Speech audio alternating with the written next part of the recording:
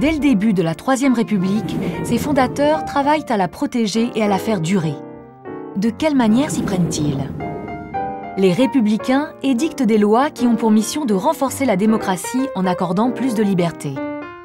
Alors que la société se transforme, que la vie s'accélère et que les progrès techniques se développent, de 1881 à 1884, des lois successives vont garantir des libertés fondamentales. La liberté de la presse garantit le droit d'informer et d'instruire chaque citoyen. Les lois sociales garantissent aux citoyens électeurs un minimum de bien-être et de loisirs. C'est le droit de créer des syndicats dans le domaine professionnel en 1884, puis dans le domaine privé de se réunir et de créer des associations en 1901. Enfin, en 1905, une loi consacre la séparation de l'Église et de l'État.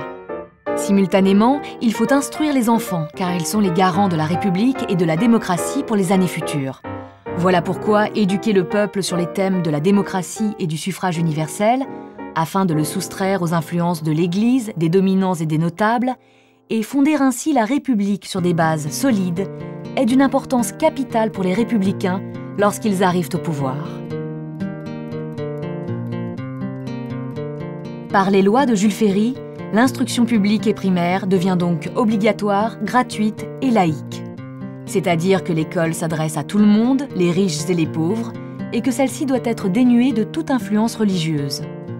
On y apprend l'histoire, la géographie, le calcul, la lecture et l'écriture, mais aussi l'amour de la patrie et de la République.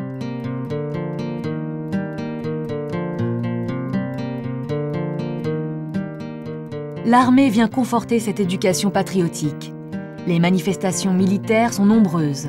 Le 14 juillet devient la fête nationale en 1880 et la Marseillaise est adoptée comme hymne national.